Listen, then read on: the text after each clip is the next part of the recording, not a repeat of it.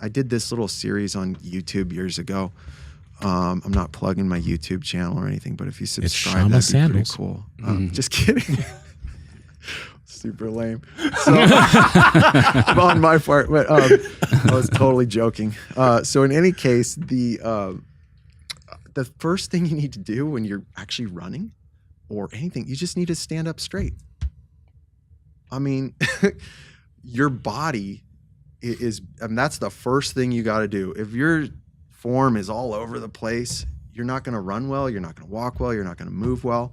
I'm not talking past like stretching out as far as you can. I'm talking about like your reasonable, natural, proper posture. So we got to start tall, because if you think about it, if you are trying to run and maybe you're like 3 or 4 inches lower than your actual height, now you've changed all the biomechanics throughout your whole body.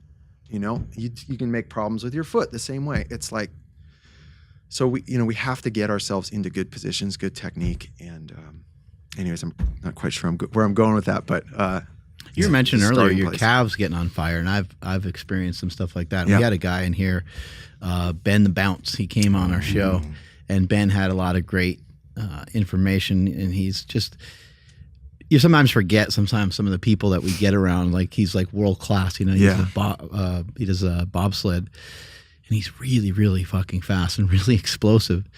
And he was telling me with my runs, he's like, you might want to like just get off your toes a bit. And I was like, I was thinking like, you got to land on your toes when you run. Aren't you supposed to kind of, and I know like you're not specifically trying to land on the toes. You're trying to land a little bit more like mid-foot strike, I guess. But I guess I just wasn't really realizing that because of that, of me being conscious or me being self-conscious of heel striking. Yeah, I was just continually on my toes, and my calves were super tight. And he's like, if you just land more in the middle of your foot and probably don't worry about it as much, he's like, your calves will be fine. And that made a huge difference. Now I'm like massaging my calves, and they're like lighter. Before they were so stiff, I couldn't even really massage them. I couldn't get any relief in them, because they were just like blocks. I didn't feel anything in them hardly. How about the bottom of your feet too on the Naboso thing? It's probably not as painful as it used to be, right? Yeah.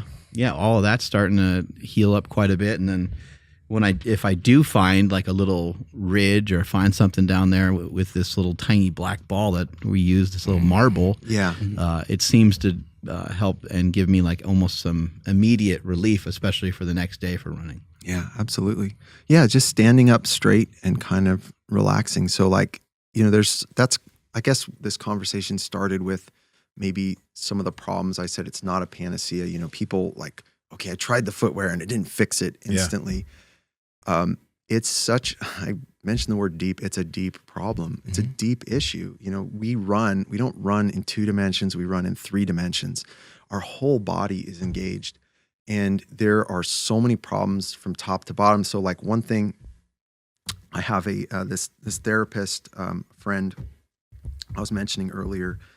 He runs this company called Power Lab, and it's a good name. It's got power in it, you know. It's but he's a great therapist, and he was telling me like, look, okay, Josh, one of the problems you have is you stick your chest out too much when you stick your chest out too much when you run. And so what that'll cause, if my chest is out, now I can't raise my knee as high. I wouldn't have known that unless I had this great. Because maybe like overextension, maybe like. Well, yeah, I've created less space now, I think, for my knee to come up. And then you can do the opposite thing. You can go too far forward. So for me, he tells me like, Josh, give yourself a hug when you're running. It'll look kind of silly, but just hug yourself for like 100 yards. And then stop, and then do it again. So the point. Do you like to lean forward at all, or not really? Yes, yes. So you start straight, and then you just get a little bit of a lean forward.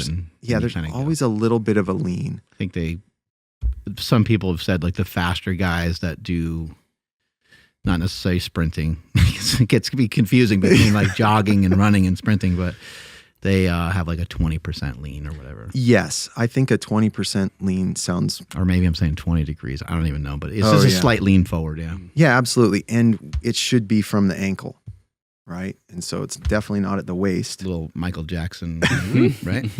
Yeah. Definitely. Just when you feel like you got to fall, that's about where your lean should be, right? Yeah, exactly.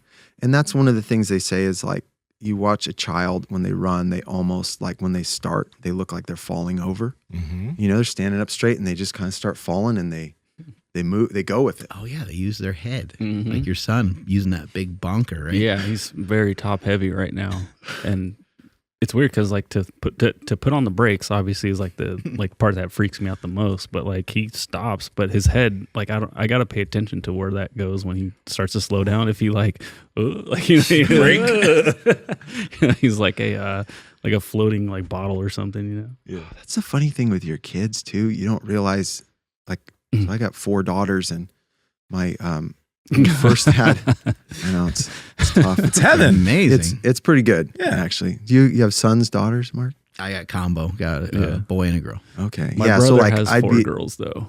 I have 2 girls. My brother has 4 girls, and it's a lot. You got I have 2 boys, 1 girl. 2 boys, 1 girl. So, Joe Rogan did a whole Dogs. sketch on having 4 girls. It was amazing. does he have 4? Yeah, I he didn't know does. that. Yeah, or at least maybe 4 if you count the wife. Maybe. Yeah. Yeah, I'd go to my buddy's house and he had 2 boys. Mm-hmm. Or I'd go to my brother before he had his 3rd kid, which was a girl, and it'd be like there's dirt and there's snot and there's yelling and throwing, and you go to my house, they're like reading books and cooking things. I'm like, it's peaceful. I'm like, this isn't so bad because I have 5 brothers. Wow. So yeah, Oh, damn. so I'm used to just Chaos. chaos. Yeah, my poor mom. Any sisters or no? No, well, my brother Joel, and he's He may as well be. That's great. but yeah, I don't even know what we were talking about. It doesn't matter. Okay. The lean. The lean, yeah. The leaner the better. That's what we The were saying. leaner the better. Yeah, get on Yeah. a diet. It's pretty simple. Yeah, so I guess maybe that just kind of opens up a whole like Pandora's box because you were talking about the lean and like, well, how do you actually run? Mm-hmm. Like I was talking to Nsima earlier, and it's like he was a talented runner. Now he wasn't like sprinter, but he played soccer. Mm-hmm. Okay, if you're a good soccer player, you have some type of talent in running. Now I'm not saying you've been professionally coached on how to run or anything like that, but you have this like kind of talent that's innate. And so a lot of us, we do it, but we never think about it. I consider myself a good runner. You know, it didn't matter soccer, baseball, football. I could run as fast or as quick as anybody out there, but I was never taught. I never even considered like, well, what are the actual steps? What am I trying to accomplish here? And when you start breaking it down and considering it, there's just a lot going on. And I think it would benefit a lot of people just to consider like, well, how does my foot work in relationship to my legs for walking and for running and for hiking? And then you'd realize, well, maybe I've got too much on my foot. Power Project fam, this episode is brought to you by Vivo Barefoot Shoes. We've been wearing these shoes for almost a year now. They're flexible. They have a wide toe box. They allow your feet to get connected to the ground, and they will make your feet stronger, and they don't look like shit like a lot of these other barefoot shoes. Andrew, how can they get them? For the best barefoot shoes on the planet, and they also look really, really good, head over to vivobarefoot.com/powerproject. At checkout, enter promo code PowerProject20 to save 20% off. Again, vivobarefoot.com/powerproject, promo code PowerProject20 to save 20% off. Links to them down in the description as well as the podcast show notes. Let's go ahead and get back to this podcast. I think a lot of these shoes that are out there, they're in regard to like, we're just assuming that you don't know how to run. Yeah. And so like that curved, this kind of rocker style is really common in a running shoe where it's kind of leaned forward. So that way you can lean forward, and that way you can like start this kind of lean. Yeah. If I heel strike, if I mess up a bunch, I'm fine, you know? But there are like a lot of repercussions to it. As you're saying, it's like blunting the vibrations that the body's supposed to kind of naturally feel. Has a little bubble shock thing on the back Yeah. so you don't feel the heel. Quality. It's really advanced technology there. Yeah, and you can also, like my experience in some of these has been every once in a while you're running and then all of a sudden you go whoop and you just like your foot rolls. And when your foot rolls in something that has this much rubber underneath your foot, that is pretty damn stressful to the ankle. And if you roll in something that's minimal, it's no different. It's not that much different than rolling barefoot. It's not going to hurt. Well, I hear like 2 really cool questions in there. One of them has to do with like rolling your ankle.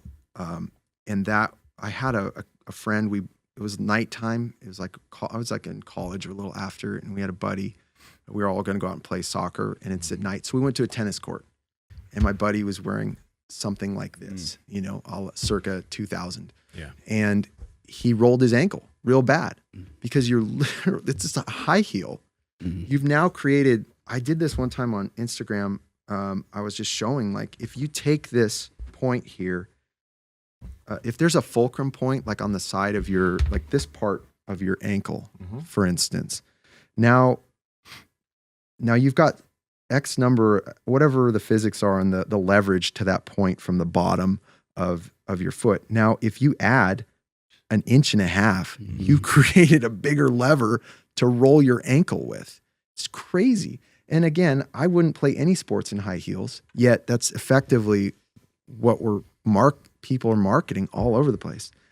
The other thing you were saying, which is like, I feel like this is so big, it's so huge, is it's pain. Like, people don't like pain. We do everything. I mean, addiction's obviously a problem. We do everything we can to avoid pain. You know, our chairs, like most Nsima was pointing out, this shoe has like a bubble on the back. Yeah. It's trying to sell you on, this is very cushiony. This is airy. It's going to feel like you're running on clouds, feel like you've got air underneath you. And people are envisioning that's going to be a pain-free run. Exactly. But we have this terrible idea about pain, that pain's bad. Like, you guys know, right? We all know this. Everyone knows. This is another obvious one. It's not profound, but it's deep, which is we need pain to help us learn in life, right? To grow. Even just a small amount of it from like a pebble. Oh, yeah. Right on the ground. Whether it's your foot or whether it's social situations. I mean, it's everything in our lives. We need that feedback. And if we cut it off, we usually kill ourselves. The way we're meant to land and run, we think that we're running past the vertical line on our body. We don't. Watch, like, slow down a sprinter, an Olympic sprinter. They always land right underneath their body. Running happens, I mean, your leg is coming forward, but it finishes underneath, and then you push down and back. Kind of like the road runner. I mean, that's actually a very helpful idea, but it's, or like you maybe think about it. But if you do toe it too much, you will shorten your stride. Well, you're not towing it. Right. You're landing midfoot. Right.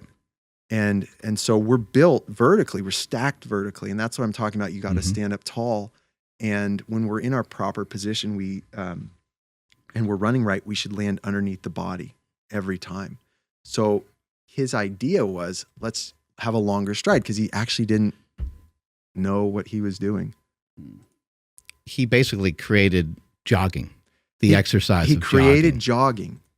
So people don't know. People don't know that jogging was created. It was created by one of the original co-founders. Right underneath, like as he's striking. Watch. I don't know. His foot looks a little forward of his body. Pause it right there. Right there. No. Like, you paused it when he was ahead. No. Well, when it lands. When it lands. When it hits the ground. Chill out, bro. I'm sorry. I'm getting all hype. Bop. Right there. And look how flat it is at that moment. Yep. So if they don't flatten out, they'll hurt themselves. And the crazy thing is, so he's in the perfect pose method too. I don't know if you know much about the pose stuff, but that's a beautiful pose right there. You can't even see his other leg, which is fucking wild, but he's kicking his own ass basically. Wow. He's amazing. Yeah. So if you think about it, and look, so he's like, top to bottom, it's straight. So here's the problem. If he lands out on his heel, you're actually in a braking position. Yeah. That's why I was challenging you there, Mark, and I'm sorry to disrespect. Oh, no, it's not disrespectful at all. It's just back and forth, yeah. So, he came up with a concept that was just like, it was just contrary. I mean, he was just trying to change the way people run. It's this. You're changing us. And he could have literally, from a standpoint of being like kind, created exercise for people, for your average person to get into, because he did create a giant wave of running. Now, he did have a product to sell as well, but I don't know how well those two sank up. I don't know if like that was his only intention. His intention may have been more a little bit from an exercise base, but I don't know. It didn't have all the conjecture that we have now about it because now we know more stuff. So. Well, according to Born to Run and Chris McDougall and his retelling of it, so I don't know. I'm just going off of that. Mm-hmm. But he says that he had a friend in Australia who was doing running. He had started this whole jogging thing in Australia, and then he saw what he had done. He was like, "What are you doing, man? This is not how we run." And Bowerman was convinced, otherwise. So I don't know. But it's, as far as biomechanically, it does not make sense to me that we would land on our heel. Like, the more I think about it, the more it's just like this big marketing push. That's all I see. And again, when your foot comes down, you hit and you like start to feel what's actually happening. You're like, yeah, that's not right. My foot shouldn't be out front. And so I could. The only thing my conjecture towards any of it would just be, I personally believe that there's pretty big differences between like jogging and running and sprinting. Like a sprint. Yeah. It's pretty obvious. Like, you would never heel strike in a sprint. I also think that, and this is just a belief, I think that you should be able to run in many different ways when you're running. Cause I know for myself, every once in a while you're running, like something fucking hurts and you're like, what's that? Yeah, you have to adjust. So maybe you need to like toe it out for a little while. Maybe you need to like heel strike for a little bit. But if you're wearing a shoe that, like, I wear a lot of ultras, and it will at least allow me to do that if I need it for some particular reason. I wouldn't excessively do it. And if I had to do it for like a long run or something, I would probably just start walking more so than anything. But totally. I think it's nice to have some options so you're not completely fucking yourself up. Yeah, I think there's definitely a place for options, and like, we sell sandals that are thicker. I mean, this is a half an inch thick. And I feel like this, and when you actually compare it, it's interesting that, like, this is basically the thickness of the forefoot section on a lot of your shoes, and that's actually where you're going to be putting most of your force. So I've had people that ran longer distances, like ultras or just marathons or whatever, and they tend to gravitate towards the thicker sandal, and that makes sense to me. That you'd want a little more padding, and when you kind of get at this level, you basically have the same kind of protection you would have with a normal shoe, except your arch isn't being interrupted and you're not getting that heel toe drop. Foot gets to act like a foot. Yeah. So, Power Project family, I hope you enjoyed this clip. We are on Discord and Reddit. We're trying to talk to you guys and build a community down there. So the links are in the bio. But remember, like, comment, subscribe, share this out with people so you can share the wealth of health. As cheesy as that fucking sounds. Peace.